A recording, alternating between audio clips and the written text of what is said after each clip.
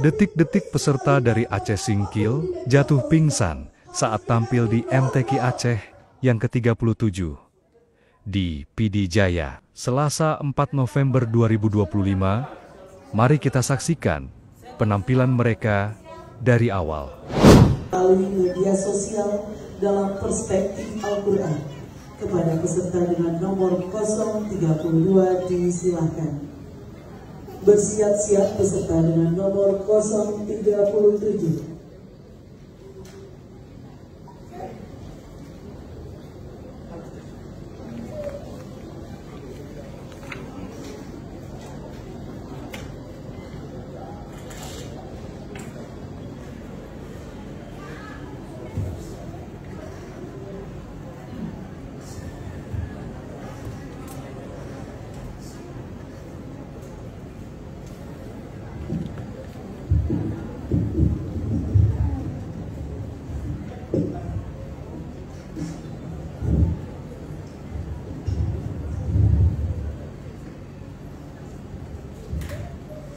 Assalamualaikum warahmatullahi wabarakatuh.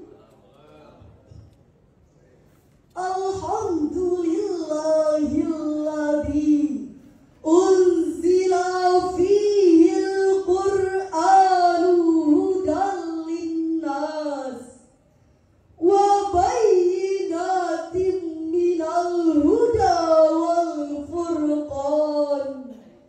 Allahumma salli wa sallim wa barik ala Sayyidina Muhammad wa ala alihi wa ashabihi wa tabi'ina bi ihsanin ila yaumiddin. Amma ba'du. Dewan Hakim yang arif dan bijaksana, hadirin wal hadirat yang dirahmati Allah Ta'ala. Saat ini, suatu hal yang tidak dapat dipungkiri bahwa handphone merupakan benda yang paling dicintai. Sebentar saja tidak bersamanya, maka hati akan gelisah.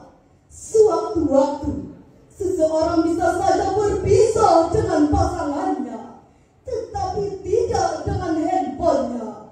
Mulai bangun tidur bersama handphone, mau tidur bersama handphone, ketika masak bersama handphone, bahkan ketika beribadah pun handphone enggan ditinggalkan. La haula wa la quwwata illa billah. Menurut informasi data Indonesia.id, jumlah pengguna aktif media sosial di Indonesia pada Januari 2025 mencapai 191 juta orang.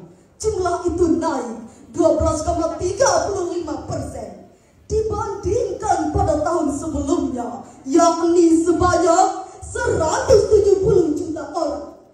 Jejaring media sosial yang paling banyak digunakan adalah WhatsApp.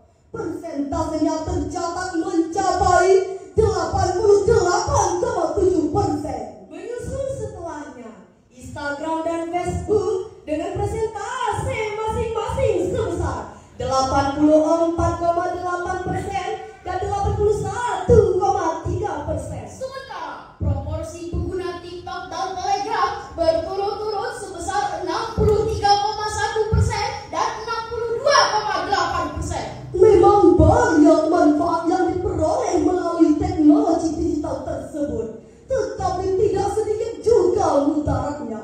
Salah satu kemudaratan yang paling mengancam adalah tersebarnya hoax di tengah masyarakat. Hoax digunakan sebagai alat pengiringan opini yang dapat memancing konflik sosial, memancing kemarahan publik dengan memunculkan informasi yang mengadu domba dan menimbulkan pro kontra sesama netizen. Aneka bentuk hoax yang produksi berupa postingan gambar, video, komentar, dan narasi berita. Hemat kami, kurangnya pengetahuan masyarakat mengenai etika atau akhlak dalam bermedia sosial adalah sumber masalah sesungguhnya. Untuk menjelaskan lebih dalam peran akhlak dalam bermedia sosial perspektif Al-Quran, maka dalam kesempatan ini kami akan menyampaikan syarahan Al-Quran dengan judul Akhlak sebagai mitigasi hoax melalui media sosial dalam perspektif Al-Quran.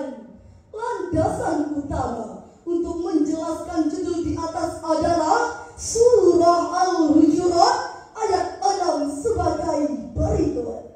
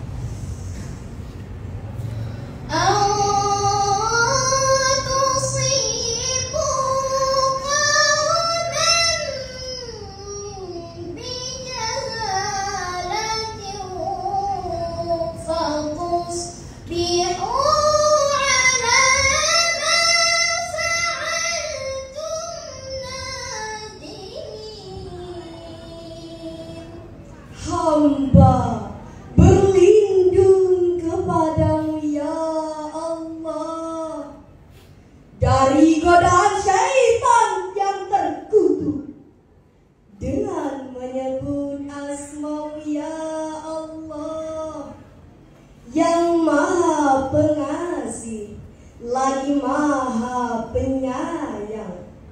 Hai orang-orang yang beriman, jika datang kepadamu orang fasik membawa suatu berita, maka periksalah dengan teliti agar kamu tidak menimpakan suatu musibah kepada suatu kaum tanpa mengetahui keadaannya, yang menyebabkan kamu menyesal atas perbuatanmu itu. Hadirin sekalian, Imam Jalaluddin Al-Suyuti dalam kitabnya Lubabun Nuqul fi Asbabun Nuzul halaman 240 menjelaskan bahwa ayat ini turun berkenaan dengan kasus Walid ibn Uqbah yang ditugaskan memungut zakat dari Bani Mustalaq.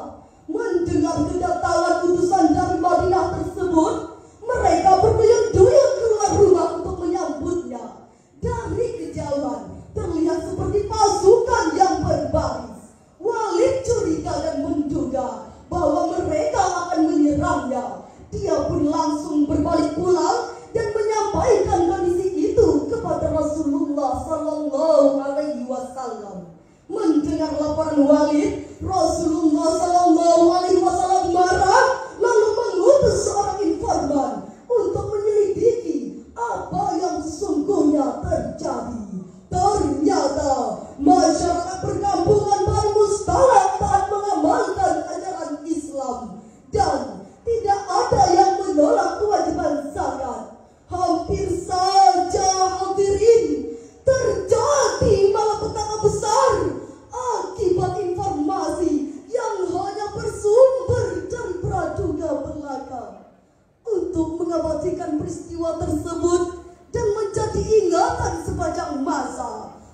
Allah Subhanahu wa Ta'ala menurunkan ayat 6 dari surah Al-Hujurat tersebut di atas. Hadirin dan hadirat sekalian, disebutkan di dalam kitab Safwatut Tafasir jilid 3 halaman 222 bahwa naba bukan informasi atau kabar biasa, tetapi lebih kepada informasi atau berita urgen yang mengandung pengetahuan serta menipis keraguan.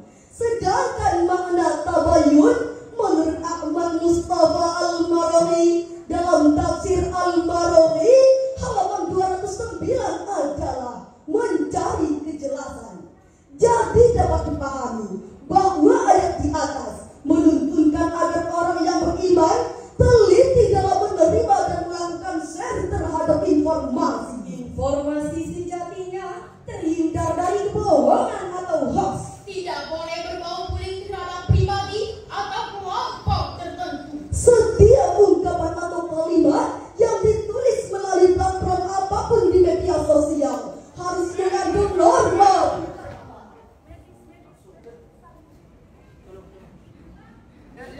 Yang usianya yang berapa? Saya tanya saja.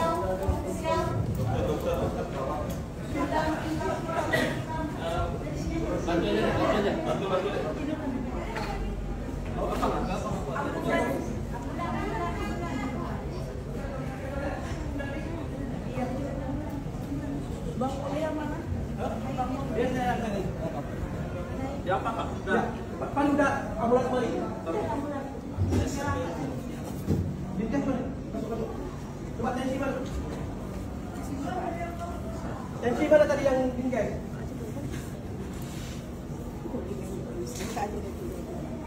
Udah panas nih. Pusingnya? Jadi tensi dulu.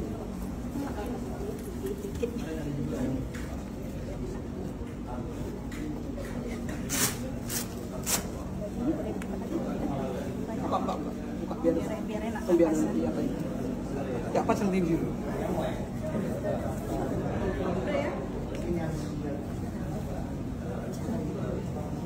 Biar jadi bantal.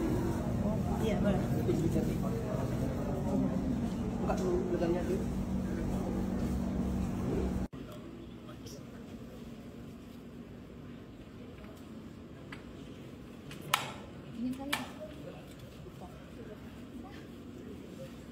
Yuk.